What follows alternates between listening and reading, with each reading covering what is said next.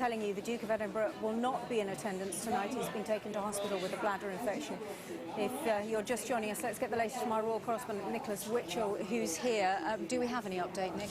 We don't. A precautionary measure, according to Buckingham Palace. I suspect they're not going to say any more tonight. They are playing it down. A bladder infection, taken to hospital sometime today. He will not be attending tonight.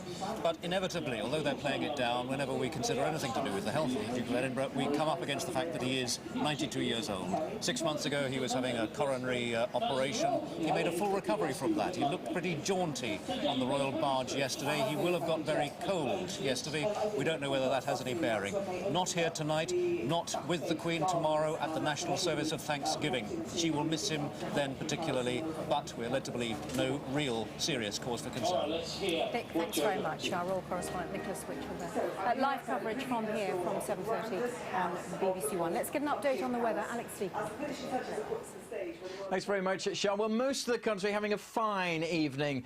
There is just a big shower, though, just to the north of London, currently crossing Hertfordshire, and that may affect the Mile in the next hour or so. But I'm pretty confident that by the time the concert gets underway, it will be dry and bright. But it is chilly, maybe not quite as cold as it was yesterday, but temperatures are going to fall sharply overnight tonight. As I say, a fine evening for much of the UK. We'll keep clear spells across a good part of England and Scotland, and it's here where those temperatures will drop down to single figures, perhaps even a touch of frost once more in rural parts of Scotland. Not as cold further south and west, because here the next area of cloud arrives, which will provide rain for many of us tomorrow. Certainly across the southwest of England, it's looking fairly dull and dismal through the morning. Outbreaks of rain here and a strengthening breeze. That rain steadily pushing across Wales. Should be dry in London for the morning as the Queen heads to St Paul's, and even some sunshine across eastern England. We will see the cloud increasing here, as we will across Northern Ireland, quite grey with some rain. Generally dry and bright across Scotland, although don't forget it will be cold first thing. Possibly one or two scattered showers across northeast Scotland.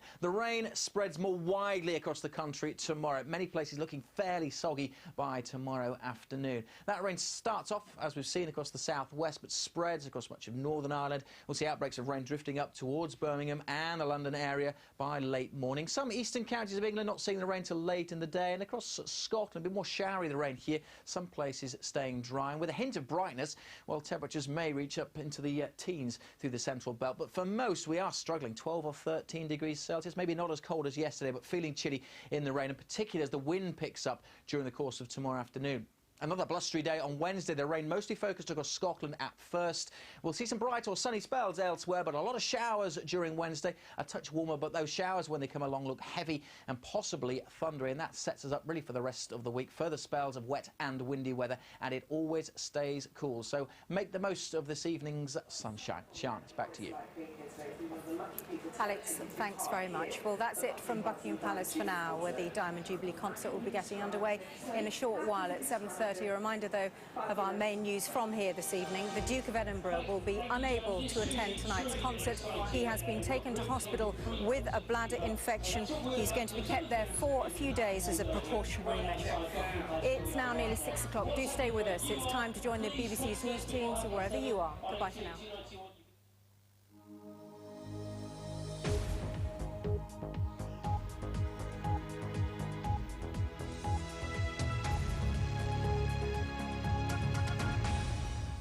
Hello, this is BBC Newsline. The headlines this Monday evening. I'm live in Londonderry on day 2 of the Olympic torch in Northern Ireland, which today saw the flame visit and cross some of our best-known landmarks. I'm live with the latest on the Queen's Diamond Jubilee celebrations across Northern Ireland. A loyalist targeted by arsonists says his attackers were out to murder him. Trapattoni shows his hand early for Euro 2012, while Northern Ireland are outclassed by one of the tournament's favourites. And after a promising start to the week, it is going to become more unsettled tomorrow. I'll have full details shortly.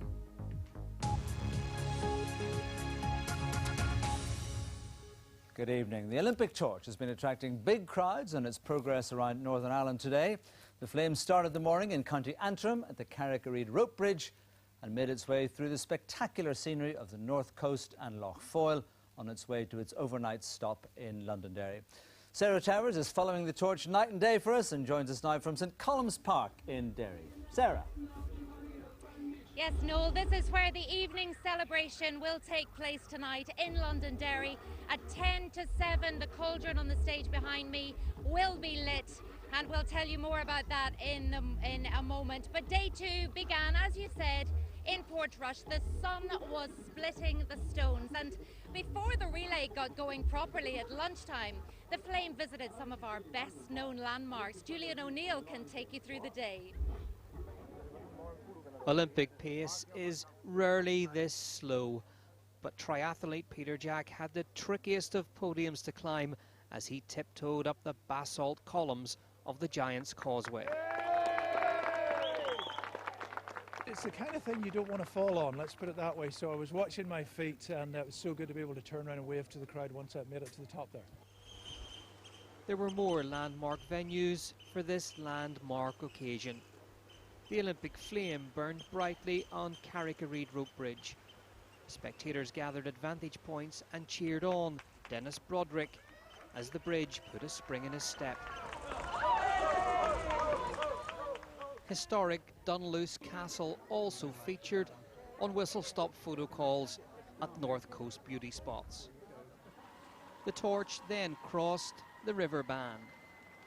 It was held by rowing coach Seamus Reynolds, whose crew took him on a race of a lifetime. Large crowds lined the bridges and roared their encouragement. A hero's welcome awaited at the rowing club's boathouse. You know, it's a great buzz, you know, and it's fantastic for our town of Carrick-a-Rede and Northern Ireland, and with this torches moving through this evening, and I just wish it the best of luck. Spectators were out in force in Castle Rock as the relay took to the road. This leg of the journey was walked by nurse Heather McCarroll, who enjoyed every second as one of the 8,000 torchbearers for the 2012 Games. The relay then took in Limavady. This was one of dozens of flame changeovers on what was our second day of the Torches tour. But the coast was never far away. The flame made its way onto the beach at Downhill, and it was all smiles under blue skies. This stage of the relay will end tonight in Londonderry, where the city is in party mood. Julian O'Neill, BBC Newsline. So what amazing pictures, and you saw there the torch this morning crossing the Carrick-a-Rede rope bridge. Well, in fact, it will cross another bridge, the Peace Bridge in Derry, in about 40 minutes time. And then the flame will arrive here. It's in Columns Park where the evening celebration is taking place. Just look down there, 12,000 people packed into the newly revamped St. Columns Park.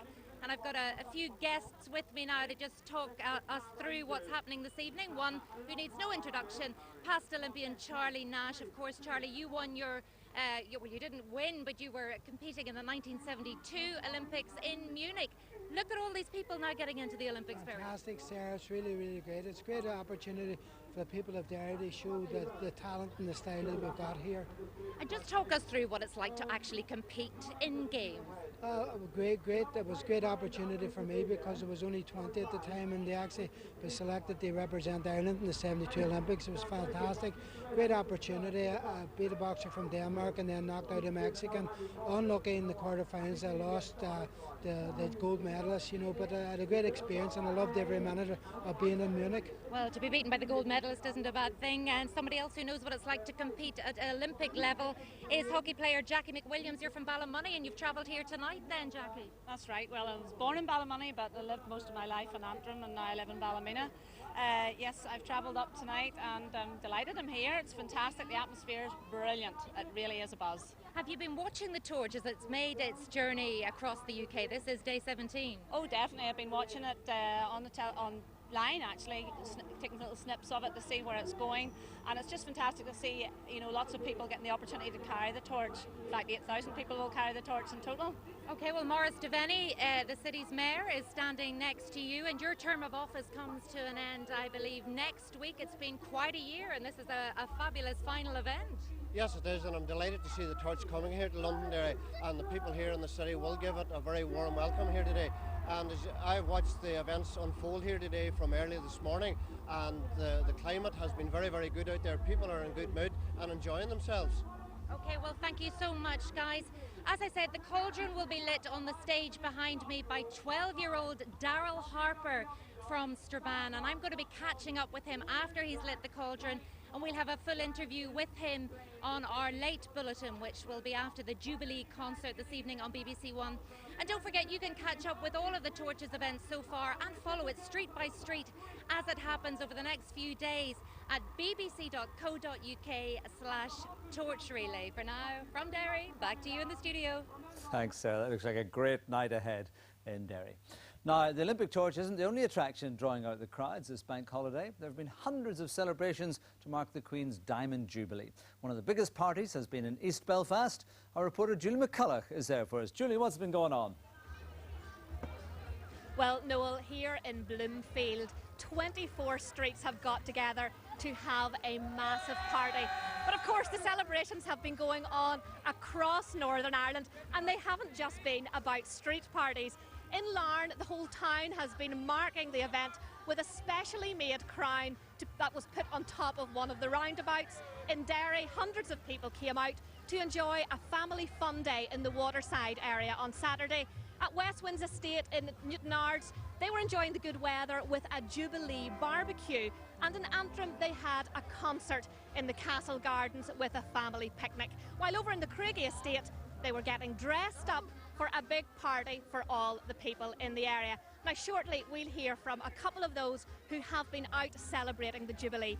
But first of all, BBC Newsline has been speaking to one woman who took part in the actual coronation ceremony nearly 60 years ago. Belfast 1953, and they were out on the streets to celebrate the Queen's coronation. For those who wanted to see it all happen, it was often a matter of hiring a TV in for the day, while friends and neighbours would huddle around to watch.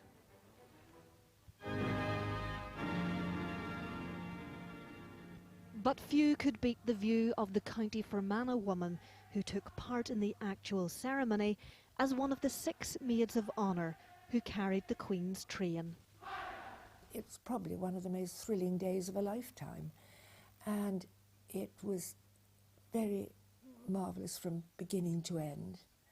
But above all, the fact that television made it a worldwide happening, and you felt that everybody was there and with this very young lady who was making these incredibly solemn promises. Lady Moira, seen here on the third from the left, says the 3-hour service was tough going for some of those taking part. We had these very long gloves, in fact they're over there by the headdress, and we had been given, at the time of the dress rehearsal, 1 or 2 people had felt faint, and we were given to put in the palm of the hand these little capsules which had something like ammonia in them. Anne Cook, who was standing next to me, did begin to droop a bit, and I was able to crush the thing, let out an enormously strong smell, and that revived her, and she gallantly managed to survive. One of the great moments in the Abbey, which we hadn't been told about, we suddenly heard a little bit whispering. We were below the box where the Queen Mother, they were all assembled up above, and this little voice, and we could just look round without being observed and saw Prince Charles had been brought there, behaved, I may say, impeccably, but that was a lovely moment. And then, of course, back at the palace, he and Princess Anne were running about, and he was particularly pleased because he was wearing his father's hair lotion to smooth his hair down, and we all had to sniff that. It was adorable, that. Although Lady Moira still has the dress she wore on the day, which she hopes to put on display for charity, for her the whole experience was about so much more. I think one was so struck by the solemnity of the promises, and this very young lady was taking on this incredibly onerous responsibility, which no one could have fulfilled as she has so amazingly throughout all these years.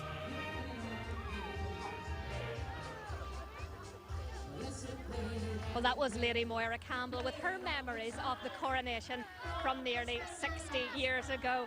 Now, I have some people here with me who wouldn't remember that, but do remember some other Jubilees. Thomas, you were here when these streets actually had Jubilee celebrations in 1977. How does today compare? Well, today was far better. Why's that? It was more of a crowd. It was only halfway down the avenue, but it was today. It was down the whole avenue, and not only that, but the decorations wasn't as well decorated then. Was on. Now that was the silver, and then I remember the golden. Brilliant. Okay, Thomas, well, thank you. Rachel, you've been the lady in charge of organising this 24 streets. How difficult has that been? It has been really difficult, but the residents have been meeting from early March, and they really wanted to make this a momentous occasion. And I think we had up to 600 people here at one stage today, so it has been wonderful in the planning, and it's really worked out well.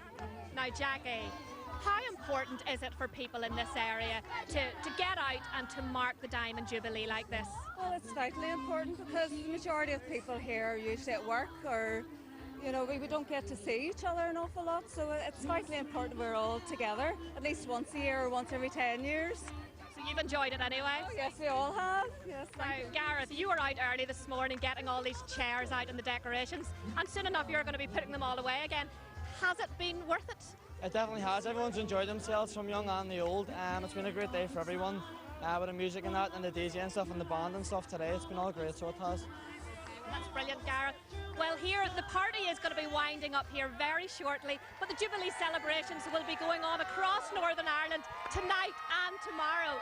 Later this evening, 60 beacons will be lit to mark the Diamond Jubilee, and our reporter Claire Savage will have more on that story on BBC Newsline at 10:25 tonight. But from Bloomfield, a very noisy Bloomfield, it's back to you in the studio, Noel. Judy, thank you. We've been putting pictures on our Facebook page of as many of those celebrations across Northern Ireland as we can, so do go and check it out. You're watching BBC Newsline, still to come on the programme. The Michaela McAreevy trial hears from a hotel worker who claims he heard her scream just before she was killed.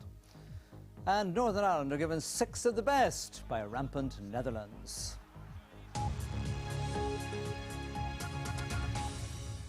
An Antrim loyalist says an attack on his home early this morning was attempted murder, and he's holding drug dealers responsible. Mervyn Jess reports. It was a terrifying experience for those living in Dunsilly Terrace on the outskirts of Antrim. This morning, the burnt-out wrecks of the stolen Peugeot car and Ken Wilkinson's Ford Galaxy gave some indication of the ferocity of the fire. Just before 1 o'clock this morning, Ken Wilkinson was alerted by a neighbour banging on his door. When he looked out of his window, he was met with a sheet of flames with a car on fire in his driveway. Little did we realise the extent of it whenever the fire had been extinguished by the fire department, that there was a gas cylinder and several tyres in the back of the car, and it was get as close to my house as it could, and I'm putting this down as attempted murder. Nothing more, nothing less. This is the third attack on my home in 18 months, and I believe it's down to the reason that I'm outspoken against the drug trade within this area. It's believed the car used in the attack was stolen in Lisburn. These CCTV pictures show it being reversed into the driveway and being set alight. Ken Wilkinson says the attack won't force him out of his home or stop him speaking out against drug dealers. Mervyn Jess, BBC Newsline, Antrim. The key prosecution witness has been given evidence at the Michaela McAreevy murder trial in Mauritius. The former room attendant at the Legends Hotel claims he saw the 2 men accused of her murder leave her room around the time of the killing. For the latest, we go live to Mauritian capital Port Louis and our reporter Natasha Saeed. Natasha, what details can you give us about the evidence given today? Yes, indeed. Today we've been hearing from Raj Thikoy, and his evidence really is the cornerstone of the prosecution's strategy to get a conviction, because he claims to have seen Avinash Trebowen and Sandeep Monya leaving the McAreevy's room shortly before the alarm was raised. This is Raj Deakin, originally charged in connection with the case, but granted immunity in return for his testimony. He recalled how on the day of the murder he was carrying out his duties cleaning one of the hotel rooms when his colleague Avinash Trebowen, also a cleaner, told him that he couldn't attend the McAready's room because of a do not disturb sign on the door. Trebowen reported this to their supervisor Sandip Monya, and the pair left while Mr. Deakin continued cleaning. He said that later on he went looking for his friend Trebowen and spotted his cleaning trolley outside the McAready's room. Mr. Deakin said at that point he heard the screams of a woman in pain and told the jury that he became scared because he thought the McAready's were fighting and so ran to a nearby room to keep watch on their door. He told the court that a few minutes later both Trebowen and Monya emerged from the honeymooners' suite. He said both of them looked anxious and that when Trebowen was coming out of the room he appeared to be wiping away water from his face with his hands. He claims to have approached them, asking what happened. Nothing, Trebowen said, while Sandip Monya allegedly warned him, "Keep quiet or I'll involve you in this case." During cross-examination by the defence, Mr. Deakin admitted that he told police what he described as the truth only after encouragement from his family. Both men charged with the killing deny any involvement.